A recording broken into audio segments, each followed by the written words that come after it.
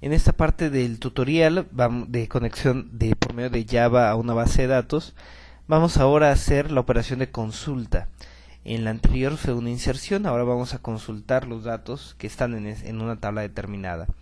A partir de esta parte del tutorial van a comenzar a aparecer sentencias de partes anteriores que fueron canceladas, omitidas por el momento, pues para dar continuidad y que uno pueda regresar a lo que estaba con facilidad. Bueno, entonces en el main pues está la creación del objeto de control DB, y aparece aquí una nueva clase y es llamada ArrayList. Acuérdense que para Java el manejo de arreglos puede ser por medio de estructuras más complejas. En este caso es una clase completa llamada ArrayList, que maneja el contenido de un arreglo donde hay métodos para agregar, hay métodos para búsqueda, etcétera. Y entre paréntesis angulares, que así se llama este menor que y este mayor que puestos de esta forma, entre paréntesis angulares se pone el nombre de la clase que se recibe en ese ArrayList. Entonces este arreglo se supone que espera puros objetos de la clase usuario. Vamos arriba y el import que se tiene para esta clase boundary, que está haciendo los efectos de clase boundary, pues es el Java útil ArrayList, ¿sí? Entonces vámonos acá abajo y entonces se genera el objeto por medio de la invocación al constructor con new. Si solamente se dejara hasta aquí, sin se pusieron igual a null, pues se genera la referencia hacia esa lista, pero no se genera la lista. Acuérdense que en la ArrayList, cuando se hace su new, se genera la clase, se genera el arreglo con ciertos valores, con ciertos lugares ya listos que se pueden configurar. Y cada vez que se hace un add, se está colocando un valor, o sea, un objeto ya específico de la clase usuario dentro de esos lugares, ¿sí? Y tiene un manejo muy especial que después se puede ver. Entonces se invoca el método conectado. Fíjense que esta parte está comentada de lo que decíamos antes. Y ahora consultar usuario. Se invoca el método consultar usuario y se pasa como parámetro una lista. Bueno, antes de meternos en la lista, vamos a la clase de control y vamos a ver este método consultar usuario en una versión anterior que no recibe parámetros. Es decir, aquí imagínense que dice consultar usuarios y aquí no viene ningún parámetro.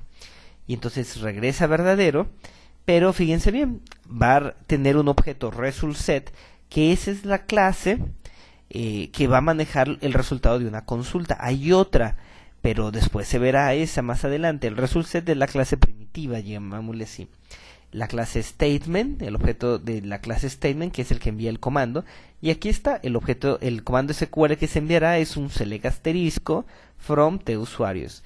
Por el momento, para los puristas, digamos que está mal en hacer un select asterisco. Deberíamos de poner el nombre de los campos específicos que se van a jalar de esta tabla.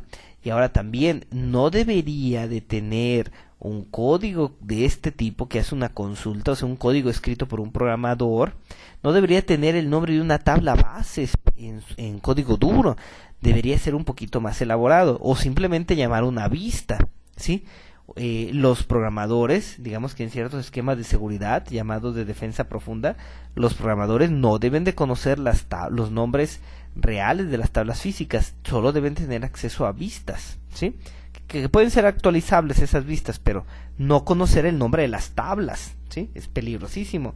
Acuérdense que los mayores ataques a la seguridad en un mayor porcentaje siempre son internos, es decir, de la propia gente que nos ayudó a hacer el sistema. Pero bueno, entonces en este try pues se genera el comando, el objeto que nos permite enviar el comando SQL, y ahora en lugar de ejecutar el método, invocar el método executeUpdate, se invoca el método executeQuery y se le pasa como parámetro la sentencia SQL que la consulta.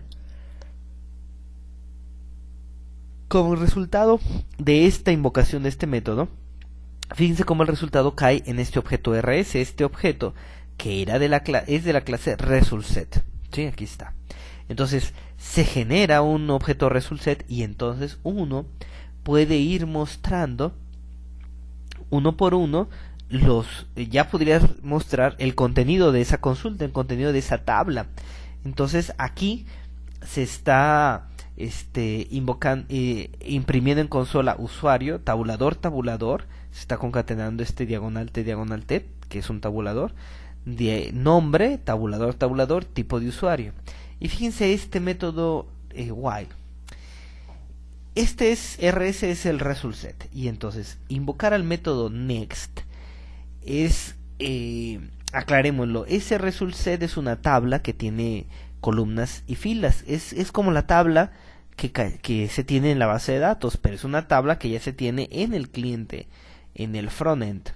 Entonces esa tabla se va a recorrer desde el inicio, desde la primera fila hasta el final, mostrando cada una de las filas pues en el trayecto, para poder imprimir toda la tabla al usuario como una clase, para una clase boundary. Entonces ese result set empieza con un indicador, digámoslo así, un apuntador al primer registro. Cuando se invoca el método next, ese apuntador pasa al siguiente registro y se pregunta, ¿es un registro válido? Si es válido, este next regresará verdadero. Entonces este while seguirá ejecutándose. Cuando regrese falso, quiere decir que a la siguiente fila que pasó es una fila de tipo EOF, end of file, o sea, una clase que indique, una fila que indique el final de la tabla.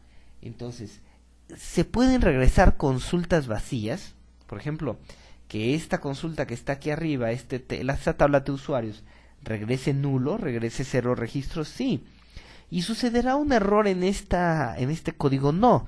¿Por qué? Porque todo result set generado tiene dos filas, digámoslo así, en el concepto, dos filas ya puestas desde el inicio.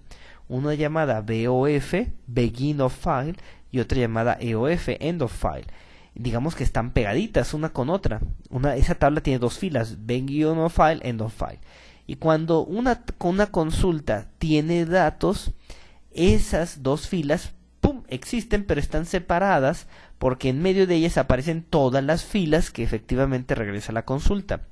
Cuando esa consulta regresa vacío, pues solo existen esas dos filas pegaditas. Entonces cuando uno pone el next, el apuntador que al inicio siempre está en ese registro begin of file, pasa al end of file directamente cuando la consulta es nula, repito, y entonces regresa falso este next, y entonces ya se saldría de este while y regresaría verdadero simplemente, y no imprimiría nunca nada. Pero si hay valores, pues se va a entretener en este while imprimiendo todos los valores. Fíjense cómo aquí está este print, que no es un print line, es un print para poder hacer uso de los tabuladores, y se imprime el nombre del usuario, el nombre real de su usuario y el tipo de usuario, y al final pues ya se da su enter. RS es un result set y necesito un mecanismo para sacar de la fila en el que está el apuntador actual, de esa fila únicamente que puede ver, necesita sacar pues alguno de los campos, ¿sí? Entonces, con el método getString se obtiene el valor de una cadena de texto que se sabe que está ahí del campo usuario. Si se quisiera sacar un entero, pues existe un método getInt y se recibe también la palabra, el nombre del campo.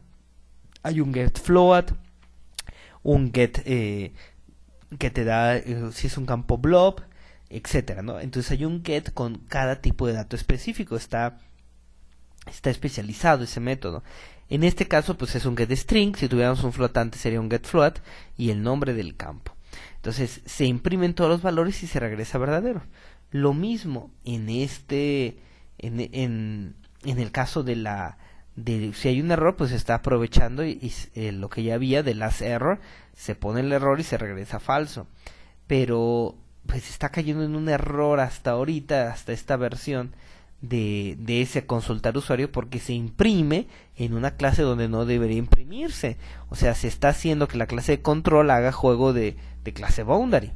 Entonces, en el siguiente sobrecarga de consultar usuarios, aquí está, consultar usuarios, aunque regresa booleano, recibe como parámetro ese array list, esa referencia array list, que ahora sí estamos en el código que queríamos. Entonces, le envía uno un arreglo Y entonces lo que hace este código es que en este while, todo lo demás es igual, acuérdense que en este while lo que se hace es que se genera un objeto de la clase usuario, y entonces a ese constructor se le envían todos los parámetros. El usuario, la clave aquí se está poniendo como cadena nula, se le envía lo que regresa getString con el nombre, con el tipo de usuario, en su primera letra, charat. Charat es, bueno, esta es una cadena de texto y yo quiero el carácter que está en esta posición. Entonces, como nada más es un carácter, bueno, pues se envía. Entonces, se está generando un objeto de la clase usuario y en ese momento se agrega la lista. Al final, pues ya se regresa verdadero, pero como quien dice, ya se alimentó toda este array list que se había recibido como parámetro. Cuando termine de ejecutarse este método, insisto, se regresó verdadero y aquí se hacen las impresiones en la clase boundary donde debe de ser.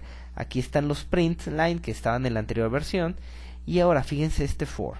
Este for es un for each, ¿sí? Pero en Java se utiliza la siguiente sintaxis, se coloca primero la creación, la definición de una variable que es del objeto que se está iterando y después dos puntos y el nombre de la clase que contiene la clase que es la lista. Y entonces aquí se está imprimiendo ahora sí del objeto u.getUsuario, getNombre, getTipo de dato y se está imprimiendo, ¿sí? Entonces al ejecutar esto, pues aquí se puede ver cómo aparece usuario, nombre y tipo usuario. Estos son estas impresiones que están aquí al principio y después aparece el usuario, el nombre y el tipo de usuario, que es lo que se está imprimiendo aquí, ¿sí? Entonces así se consulta, digamos de forma muy primitiva, una base de datos. El error, bueno, aquí está con el last error y se está desconectando.